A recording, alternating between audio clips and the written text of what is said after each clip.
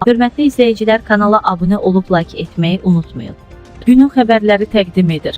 Martın 23-də gözlənilən hava proqnozu açıqlanıb. Bakıda və Abşeron yarımadasında hava necə olacaq? Milli Hidrometeorologiya Xidmətindən konkret aza verilən məlumata görə Bakıda və Abşeron yarımadasında hava şəraitinin dəyişkən buludlu olacağı, arabir tutulacağı, əsasən yağmursuz keçəcəyi gözlənilir. Lakin gecə və səhər bəzi yerlərdə arabir yağıntılı olacağı ehtimalı var. Havanın temperaturu gecə 4-7 isti, gündüz 8-12 isti olacaq. Azərbaycanın rayonlarında hava necə olacaq? Azərbaycanın rayonlarında bəzi yerlərdə arabir yağıntılı olacağı gözlənilir.